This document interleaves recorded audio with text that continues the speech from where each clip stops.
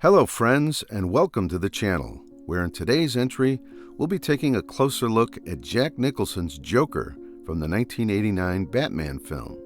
Of all the live-action Jokers at the time of this video, Jack Nicholson's Joker has been the most dangerous, racking up the highest victim count by far. A narcissistic, deranged psychopath, the Joker was a true force of evil, a terrorist in every sense of the word.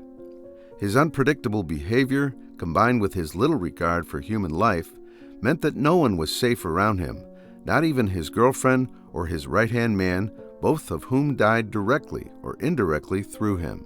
But before he was the clown prince of crime, the Joker was just Jack Napier, second in command to Gotham's head crime boss, Carl Grissom. When we first see him, he's arrogantly boasting about how Grissom cannot run the city without him, an indication that he feels he's the key player in the mob scene. And from the way he admires himself in his reflection, it's not too much of a stretch to conclude that there are some narcissistic roots in his personality. It's very likely that Jack prides himself on his physical appearance, possibly even getting plastic surgery done on himself at least once. We find an indication of this at the latter portion of the film, when he recounts to the crowd the one-liner joke that his plastic surgeon used to say, implying that they were acquainted with each other for some time.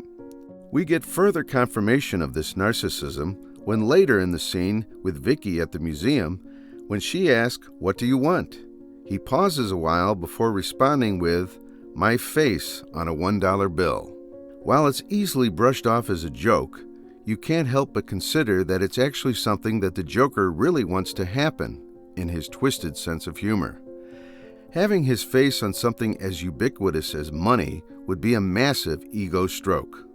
In fact, one of the reasons the Joker hates Batman is that he draws attention from the media away from him. Such is the case with narcissistic people that they feel the need to be in the spotlight all the time and cannot stand it when someone else steals the show. Napier was already unstable and unhinged before his transformation into the Joker, as indicated by his arrest profile. Violent mood swings, highly intelligent, emotionally unstable. Even as a younger man, he was already guilty of the murder of the Waynes, and would have killed young Bruce too, if not for an intervening circumstance. But what sent him over the edge was his physical disfigurement from his incident at Axis Chemicals, following his encounter with the Batman. It's interesting to note that Napier was mostly a stoic and fairly serious person before his transformation into the Joker. Falling into the vat of chemicals and having his skin bleached chalk white and his hair a bright green proved to be the breaking point that created the personality of the Joker. In his final confrontation with Batman on top of the cathedral, the Joker blames Batman for his state, saying that he made him who he is when he dropped him into the vat of chemicals, and that he never got over his disfigurement despite trying to. In this brief moment, the Joker's playful persona disappears, and it's almost as if Napier reappears for a short time to reflect on his mental spiral. You could say that the persona of the Joker was Napier's coping mechanism of dealing with his disfigurement. After the incident at Axis Chemicals, we see Jack at his plastic surgeon's clinic. It's worthwhile to note that up until this point, Jack still speaks in a serious tone as he barks at his surgeon to hand him a mirror. When he does see his reflection, the permanent grin due to the damaged nerves from Batman ricocheting his bullet to his white skin and green hair, there is a brief moment of silence as Jack comes to terms with his new appearance. But it's something he cannot accept, as he then burst out a hysterical, spine-chilling laughter for the very first time, most likely as a coping mechanism for this shocking change in his appearance. It's been said that misery loves company, and that can be an effective way of summing up the Joker's motivation here. Unable to accept his disfigured appearance, he seeks to inflict the same pain on others, most notably with his girlfriend, Alicia.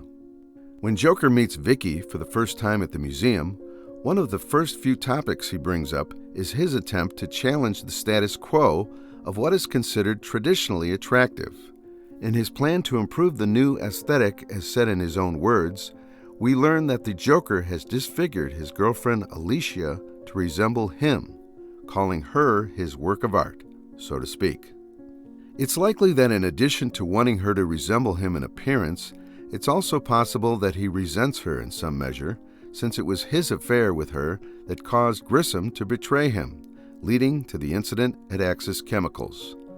Unfortunately, Alicia's disfigurement causes her to take her own life by jumping out of a window, or so the Joker claims. In his second greatest act of terror over Gotham, the Joker poisons several chemicals at the source, leading to household products like shampoo and hairspray becoming fatal to their users in certain combinations.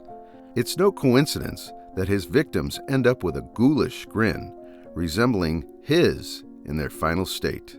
You could see that as his attempt to get back at the world for his own physical transformation by turning his victims into his image at death.